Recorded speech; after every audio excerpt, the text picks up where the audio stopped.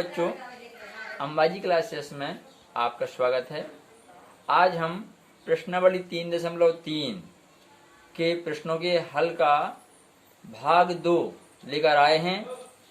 इसके पहले हमने प्रश्नावली 3.3 के प्रश्न 1 के सभी प्रश्नों को हल कर लिया था।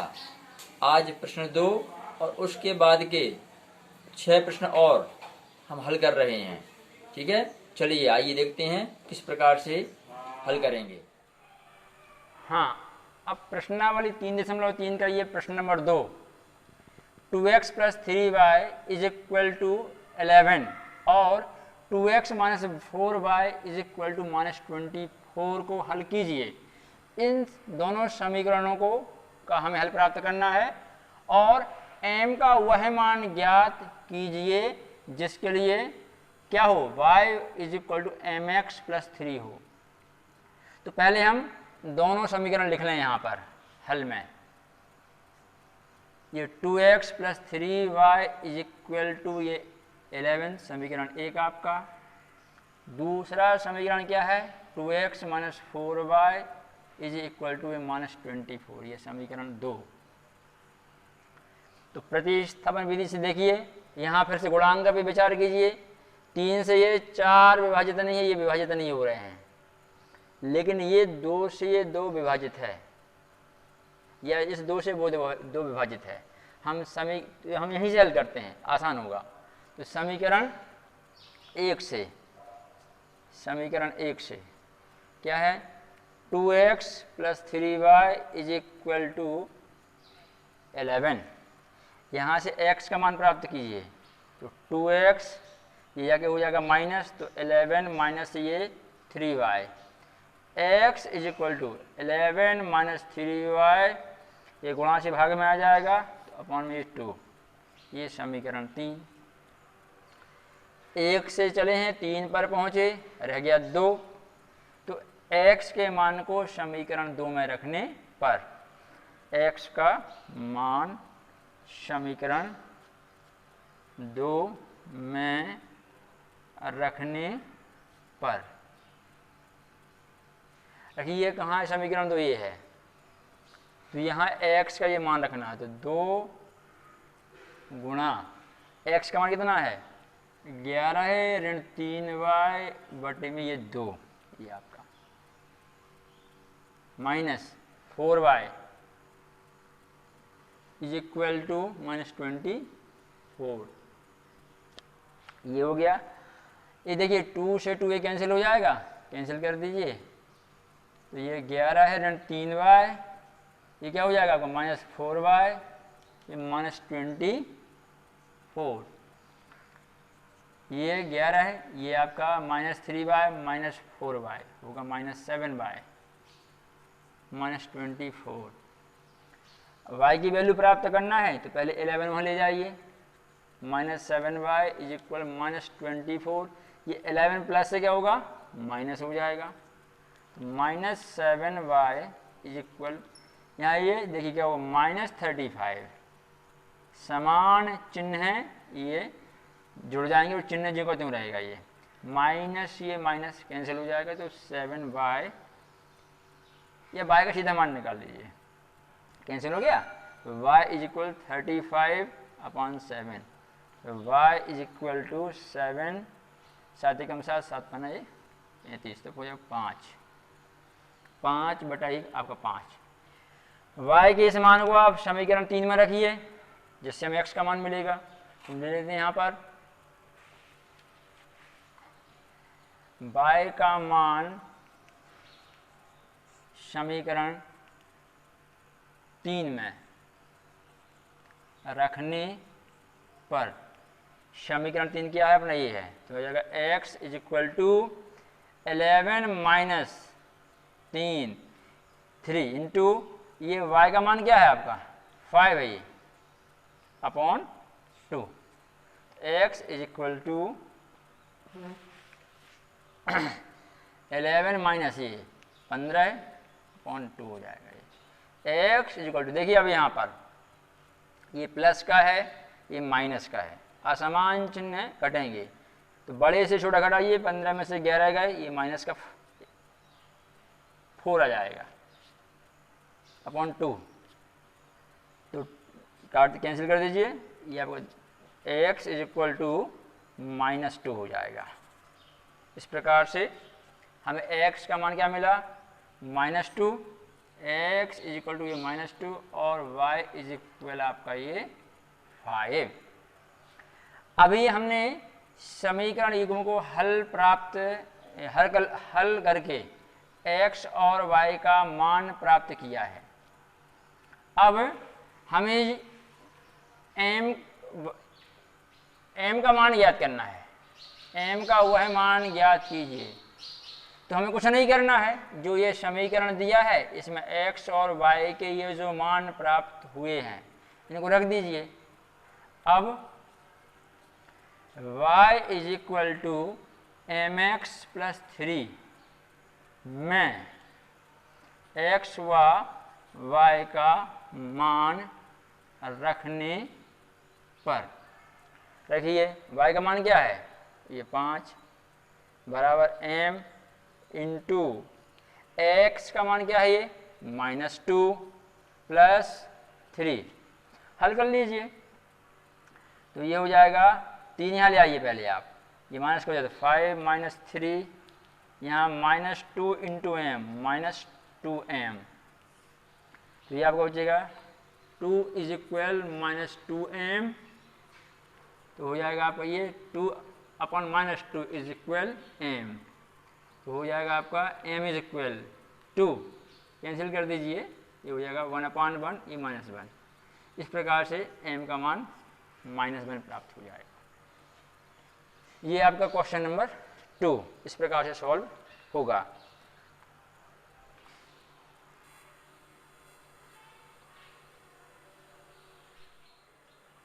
हाँ, अब अगला प्रश्न हमारा ये है, दो संख्याओं का अंतर 26 है और एक संख्या दूसरी संख्या की 3 गुनी है।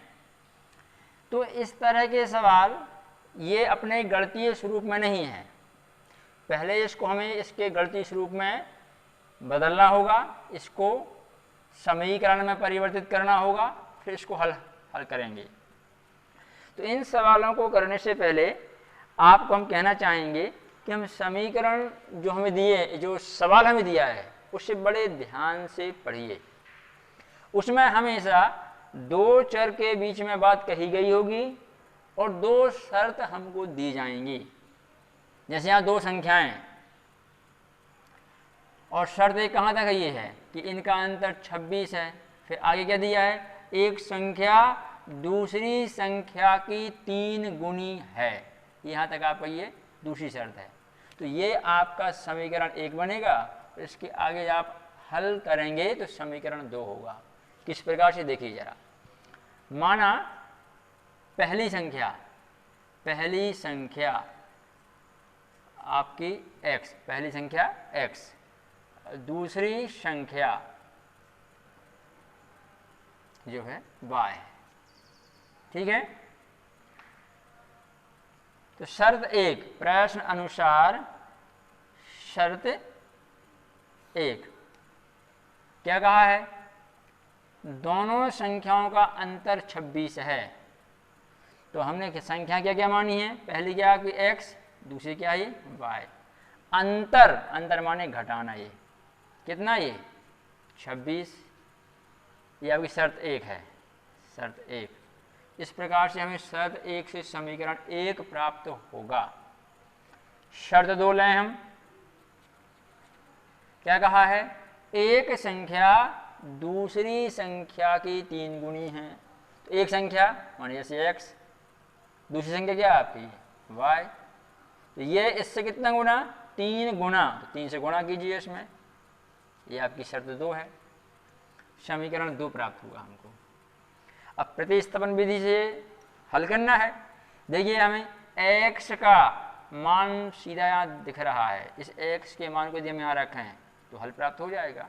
तो समीकरण 2 से x का मान समीकरण 1 में रखने पर।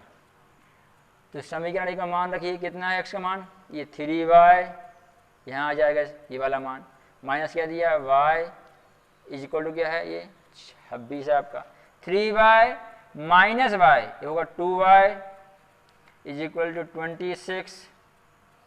यहाँ से आप y का मान प्राप्त कर लीजिए, y is equal to 26/2, y is equal to हो जाएगा आपका ये 13 हो जाएगा। अब y के इस मान को आप कहाँ रखिए, समीकरण 2 में, तो x का मान मिलेगा, तो y का मान समीकरण 2 में रखने पर,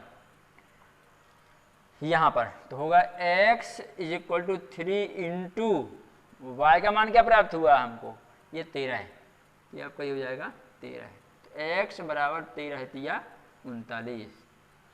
इस प्रकार से x क्या है, पहली संख्या, और y क्या है, दूसरी संख्या।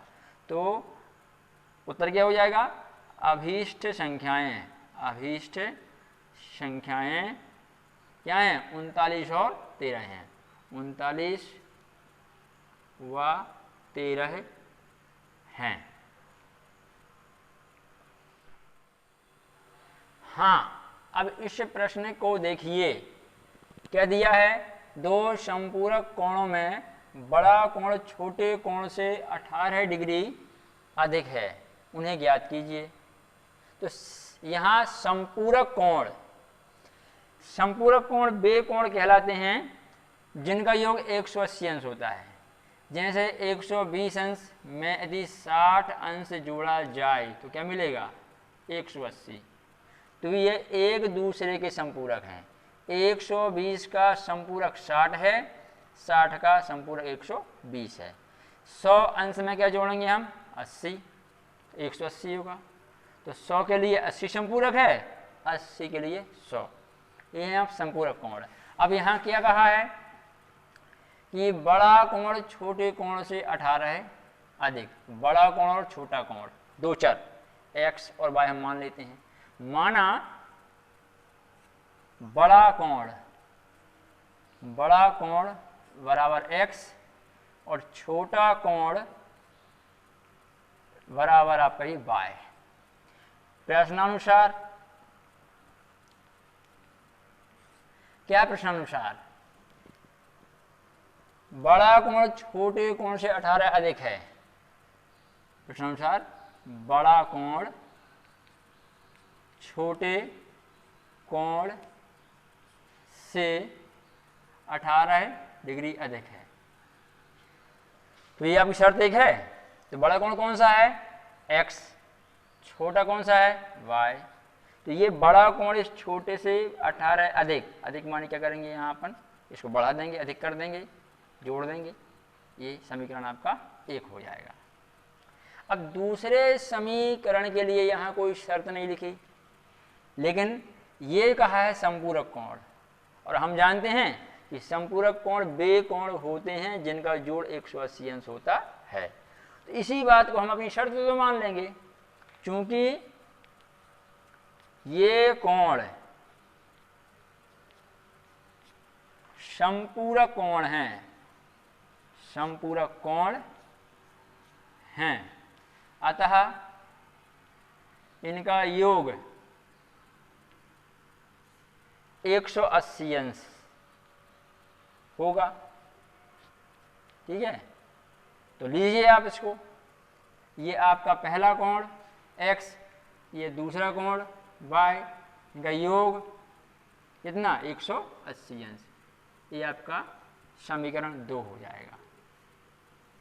इस प्रकार से हमें 2 समीकरण प्राप्त हो जाएंगे। प्रतिस्थापन विधि से हल करना है, x के इस मान को आप सीधे समीकरण 2 में रख दीजिए। तो लिख देंगे यहाँ समीकरण 1 से x का मान रखने पर, तो रखिए जरा आप, क्या हो प्राप्त होगा,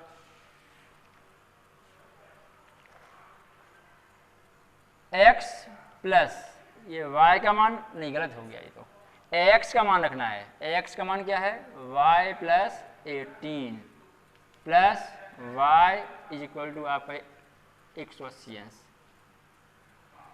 y प्लस वाई क्या होगा कोई 2y। यदि 18 का हम पक्षांतर के तो हो जाएगा आपका 180 माइनस 18, तो 2y इज इक्वल टू कितना बचेगा आपका ये 162 y इज इक्वल टू 162/2। ठीक है, तो y इज इक्वल टू क्या हो जाएगा, 2 से काटिए आप 81। y का मान हमको कैसे प्राप्त होगा। अब y के इस मान को आप किसी भी समीकरण में, लेकिन यहाँ आसानी से क्या देखिए, यहाँ पर समीकरण 1 में रखें हम, तुरंत हम आंसर आएगा, लिख देते हैं क्या, y का मान समीकरण 1 में रखने पर, समीकरण 1 क्या था हमारा, x is equal to y plus 18, x is equal to y का मान कितना आया है 81 प्लस कितना आपका 18, तो हो जाएगा x इज इक्वल टू ये होगा आपका 99। इस प्रकार से बड़ा कोण कितना प्राप्त हुआ 99, छोटा कोण कितना मिला हमें 81। ये आपस में संपूरक कोण है, देख लीजिए 99 प्लस 81 100 180 आपका। हाँ, अब यह प्रश्न देखिए, एक क्रिकेट टीम के कोच ने 7 बल्ले तथा 6 गेंदें 3800 रुपए में खरीदी। बाद में उसने 3 बल्ले तथा 5 गेंदें 1750 रुपए में खरीदी। हमारे यहाँ पर दो चर कौन से हैं, बल्ले की कीमत और गेंद की कीमत, और 2 बार हम खरीद रहे हैं, तो 2 हमें शर्त दी हैं, 2 समीकरण बनेंगे 2 चर वाले। तो माना एक बल्ले का मूल्य बराबर x रुपए एवं एक गेंद का मूल्य माना हमने 12 रुपए। तो शर्त 1 पर विचार कीजिए, 7 बल्ले 6 गेंद, एक बल्ले का मूल्य x रुपए, तो 7 बल्ले का क्या हो जाएगा 7x हो जाएगा, ये आपकी शर्त 1 है।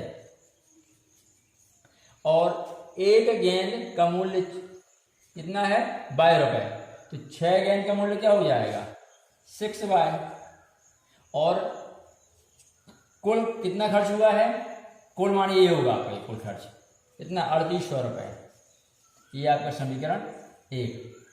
इसी प्रकार से शर्त 2 क्या है आपका, 3 बल्ले 5 गेंद, तो 3x, एक बल्ला आपका x, 3 बल्ले 3x हो जाएगा, और 5 गेंद में क्या हो जाएगा 5y। 3 बल्ले 5 गेंद है, कुल कितना खर्च हुआ है 1750 रुपए, ये आपका समीकरण 2। अब हम प्रतिस्थापन विधि से इस समीकरण युग्म को हल करें, तो हम यहाँ से समीकरण 2 से चलते हैं। समीकरण 2 में क्या दिया हुआ है, 3x plus 5y is equal 1750। यहाँ से हम मान याद करते हैं y का, तो y का मान क्या होगा, जरा देखिए 3x मान ले जाइए, 5y is equal to 1750 minus का ये 3x हो जाएगा, ये 5 ले जाइए, तो क्या होगा आपका y is equal to 1750 minus 3x upon में हो जाएगा आपका ये 5। ये समीकरण 3 हमें प्राप्त हुआ। तो समीकरण 2 से चले हैं, 3 पर पहुंचे, रहेगा 1, तो समीकरण 1 में y का मान हम यहाँ रख के हल करेंगे।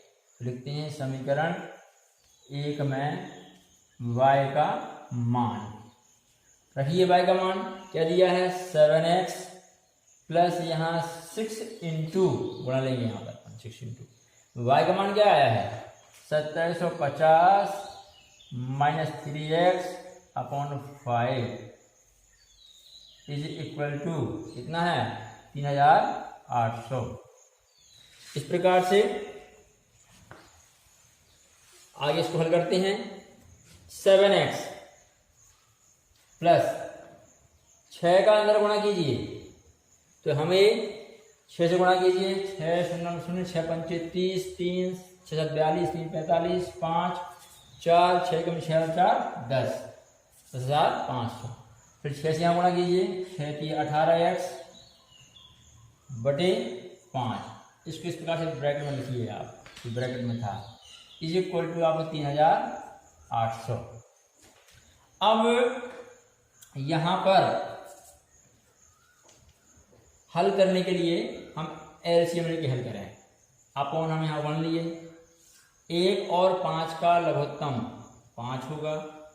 यहाँ 1 से डिवाइड किया 5 से गुणा किया तो ये होगा 35x धन 5 से डिवाइड किया भाग दिया 1 आएगा। 1 से गुणा करने में क्यों करता हूँ कितना 10,500 माइनस 18x बराबर आपका 3,800। 35x में से ये 18 घट जाएंगे, बचेगा 17x धन 10,500 बटा कई 5 बराबर 3800। चाहे तो हम यहाँ 5 का पक्षांतर कर दें सीधे, तो ये बटे में 5 नहीं लिखना पड़ेगा, ये सीधा होगा आपका गुणा में आ जाएगा ये। ठीक है, तो 17x धन 10,500 बराबर ये गुणा करिए 0 0 40 0 4 15 और 4 19,000 आ जाएगा। तो ये पक्षांतर कर लीजिए। 17x बराबर आपका हो जाएगा 19,000, ये जाके माइनस हो जाएगा 10,500। इस प्रकार से यहाँ क्या मिलेगा हमको 17x बराबर ये बचेगा आपका 8,500। x बराबर 8,500 बटी 17 हो जाएगा। x बराबर कैंसिल कीजिए 17 कम 17 17 पंचे 85 और ये डबल ये हो जाएगा 500 बटा ये 500। इस प्रकार से हमको x का मान प्राप्त हुआ। इस x के मान को हम समीकरण 3 में रखें। हमारा समीकरण 3 था y समीकरण 3 में x का मान रखें हम। तो समीकरण 3 क्या था y equal to 1750 minus 3x/5। तो यहाँ आप ये मान रखिए y equal to 1750 minus 3 into यहाँ प्राप्त हुआ है 500 x का मान यहाँ देखिए अपॉन क्या भाई 5। आगे इसको हल कीजिए, ये हो जाएगा y is equal to 1750 minus ये 1500 बटा भाई 5। तो y इज इक्वल टू 1750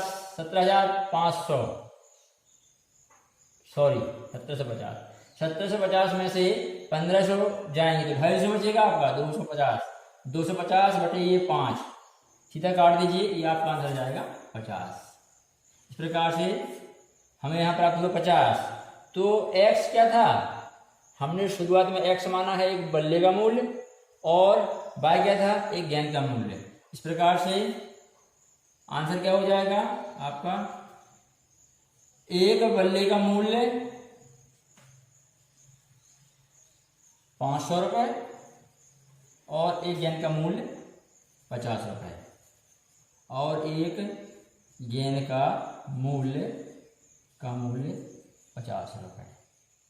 ये आपका प्रश्न। हाँ, अगला प्रश्न देखिए। एक नगर में टैक्सी के भाड़े में एक नियत भाड़े के अतिरिक्त चली गई दूरी पर भाड़ा सम्मिलित किया जाता है। 10 किलोमीटर दूरी के लिए भाड़ा 105 रुपये और 15 किलोमीटर दूरी के लिए भाड़ा 155 रुपये।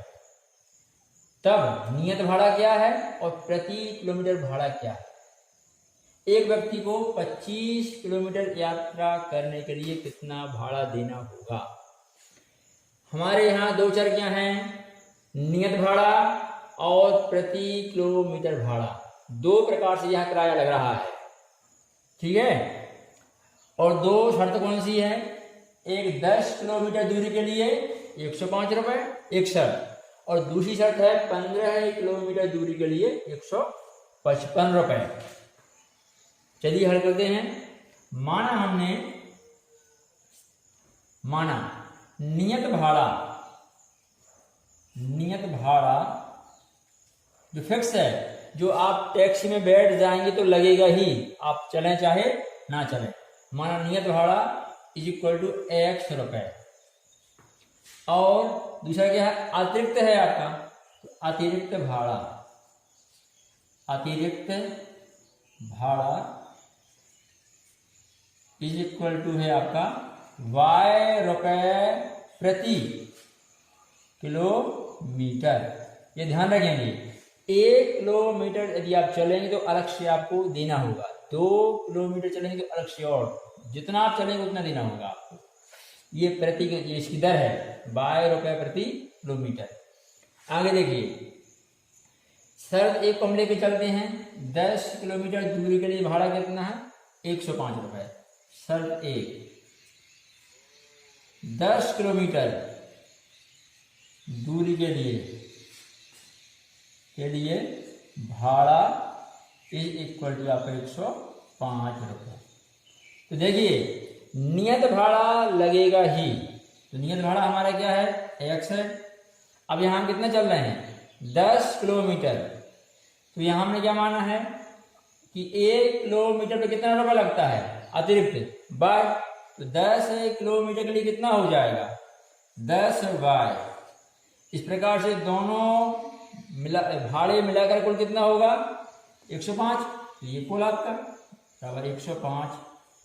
यहां से आप x का मान सीधा ज्ञात कर लीजिए, तो x is equal to 105 is equal to क्या हो जाएगा आपका, ये माइनस सॉरी, ये प्लस से हो जाएगा माइनस 10 बाय।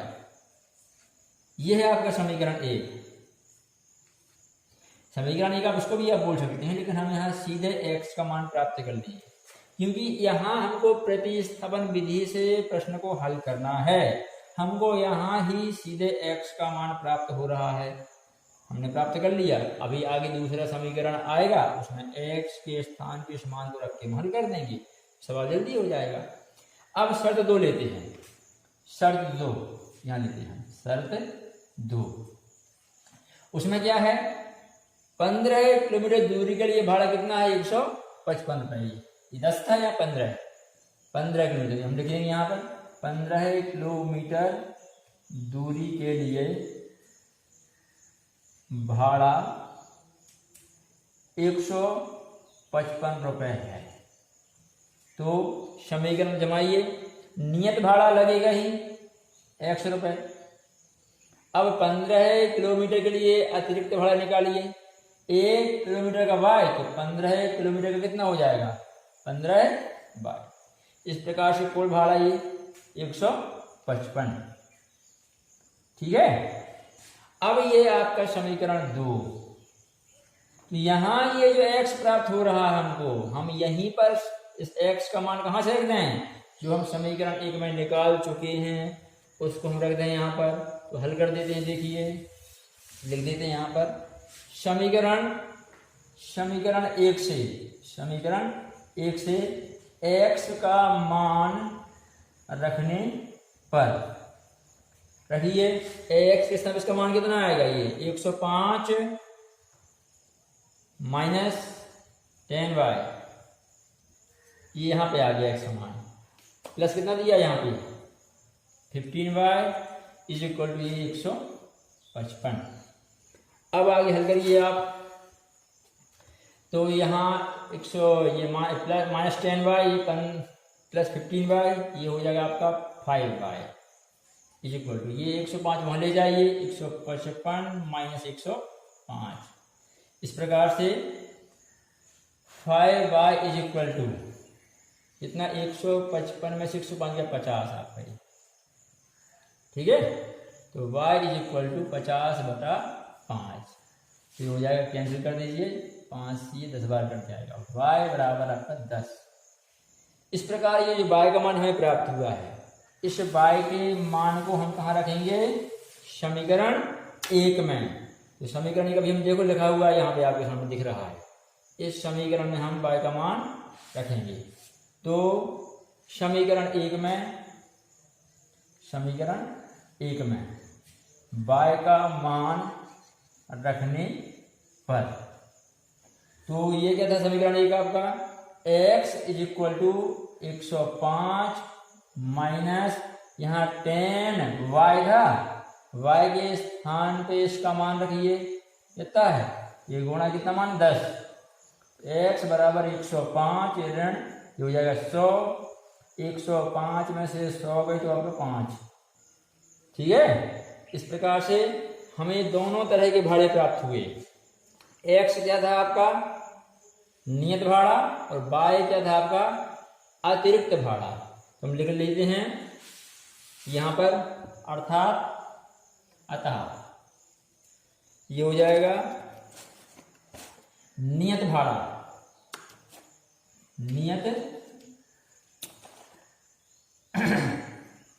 नियत भाड़ा इक्वल टू 5 रुपये और अतिरिक्त भाड़ा इज इक्वल टू आपका हो जाएगा 10 रुपये प्रति किलोमीटर, 10 रुपये प्रति किलोमीटर, ठीक है। अब प्रश्न में आगे एक और बात पूछी थी हमसे कि एक व्यक्ति को 25 किलोमीटर यात्रा के लिए कितना भाड़ा देना होगा। तो देखिए 25 किलोमीटर यात्रा के लिए समीकरण किस प्रकार से आएगा, 25 किलोमीटर यात्रा के लिए नियत भाड़ा तो लगेगा 100 रुपये। अब अतिरिक्त भाड़े की दर क्या थी, 22 रुपये प्रति किलोमीटर। तो यहाँ पर कितना चलना है, 25 किलोमीटर, तो ये हो जाएगा आपका 25 बाय 1 किलोमीटर का y, तो 25 का 25 बाय, ठीक है, कुल भाड़ा। तो ये हम योग कर देंगे। अब यहाँ हमें ये मान प्राप्त करने के लिए केवल x और y की हमें जो मान प्राप्त हुई रख दीजिए। x कितना है 5 प्लस ये 25 गुणा y का मान कितना आया है 10, तो 5 धन 25 से गुणा 10 में हुआ ये 250, तो 250 में आप 5 जोड़ दीजिए 255 रुपये, 255 रुपये। इस प्रकार से उस व्यक्ति को 25 किलोमीटर के लिए 255 रुपये दिए।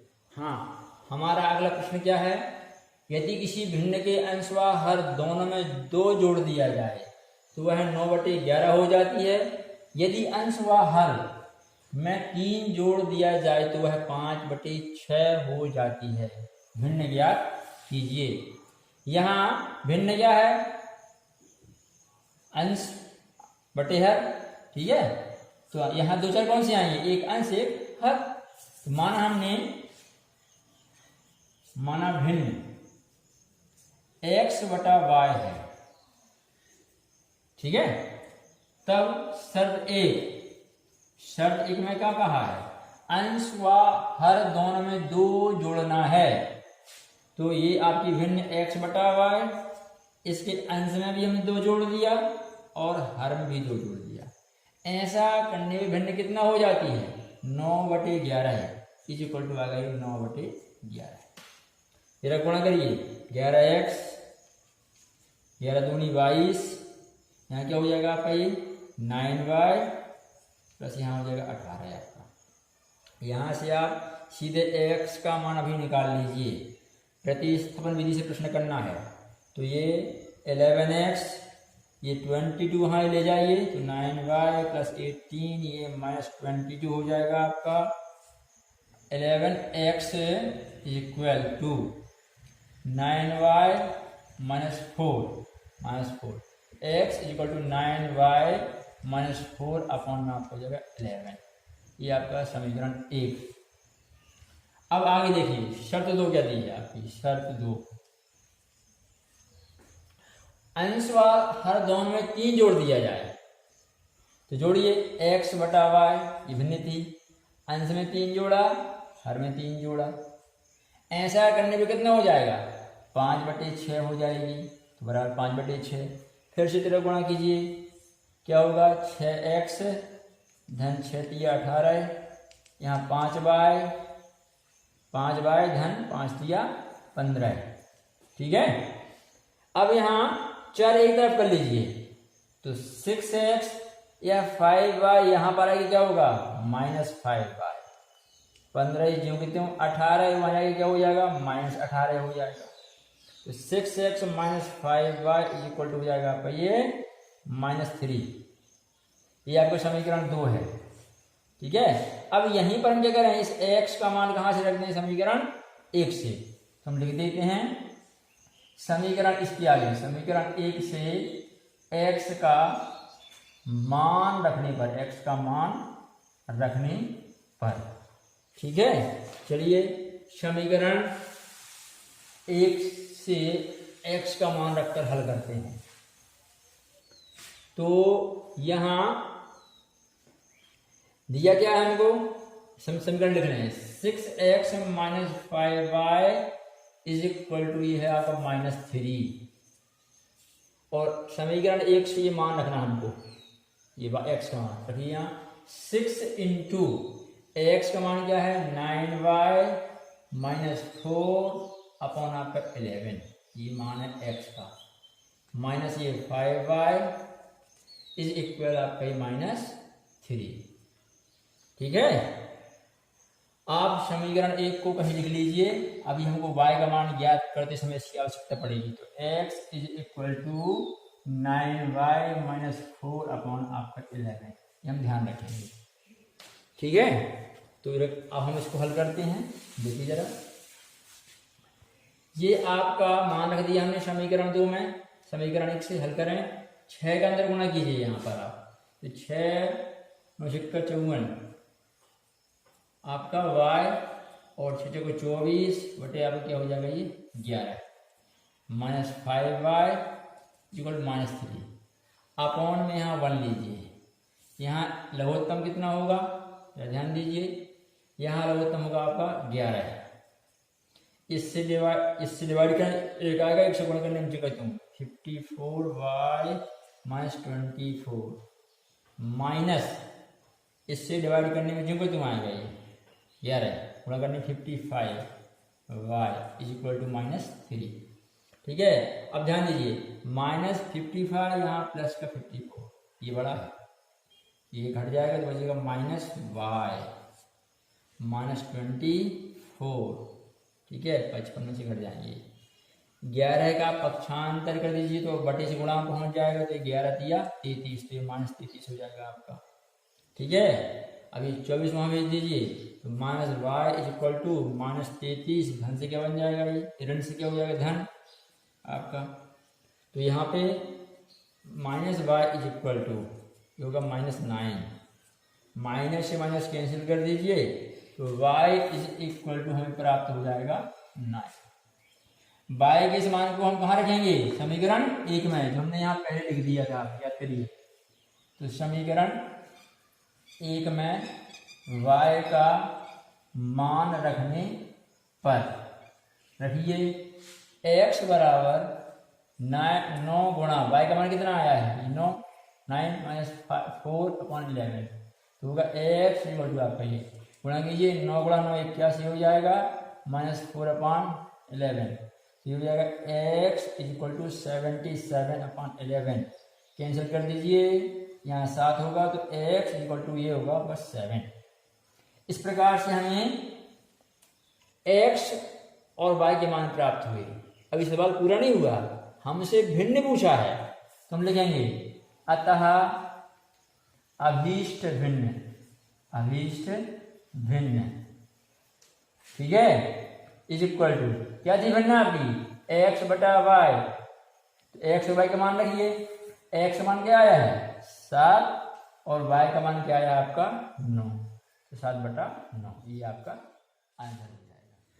हाँ, अब यह प्रश्न देखिए, 5 वर्ष बाद जैकब की आयु उसके पुत्र की आयु से 3 गुनी हो जाएगी।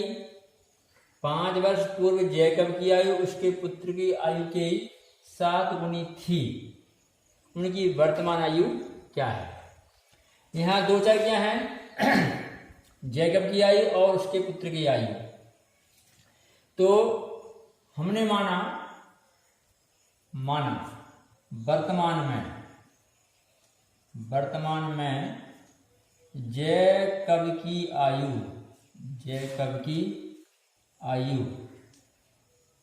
इज इक्वल टू x वर्ष और उसके पुत्र की आयु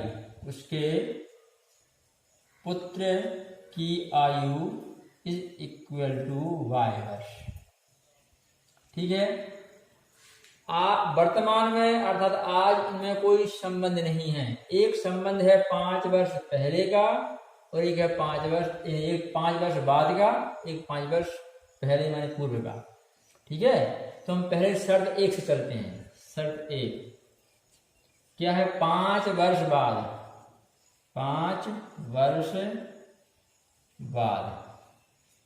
जो प्रश्न में दी है, 5 वर्ष बाद जैकब की आयु और उसके पुत्र की आयु, ठीक है। तो 5 वर्ष बाद आज उनकी आयु क्या है? x और y। तो देखिए, जैसे किसी व्यक्ति की आयु आज 20 वर्ष है, 5 वर्ष बाद कितना हो जाएगा? 25 होगा ना। हम क्या कर रहे हैं? आज की आयु में 5 जोड़ रहे हैं। ऐसे हमारे इस प्रश्न में है कि आज x और y है, तो 5 वर्ष बाद के लिए क्या होगा? दोनों ही में हम क्या करें? यहाँ पर 5 जोड़ दें, तो हो जाएगा x + 5, ये y + 5 वर्ष। ये दोनों की 5 वर्ष बाद की आयु हो जाएगी।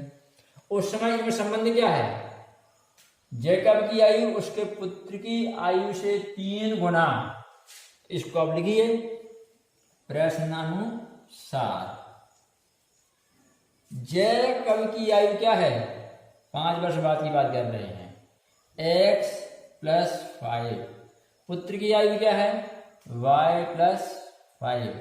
तो जैकब की आयु पुत्र की आयु से 3 गुना, प्रश्न के अनुसार ये कहा है। तो हल कीजिए, हो जाएगा x + 5 इज इक्वल टू, यहाँ गुणा करिए 3y, 5 ये 15 हो जाएगा। तो यहाँ से आप सीधा x का मान ज्ञात कर लीजिए। x is equal to 3y + 15 है, ये प्लस से हो जाएगा ये माइनस।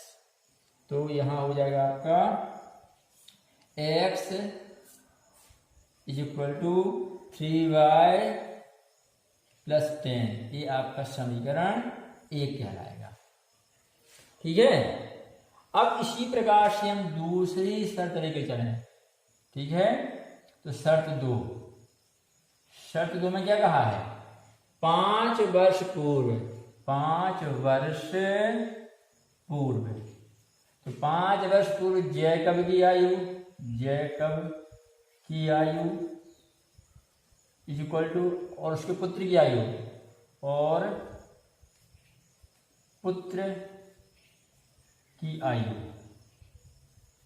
ठीक है।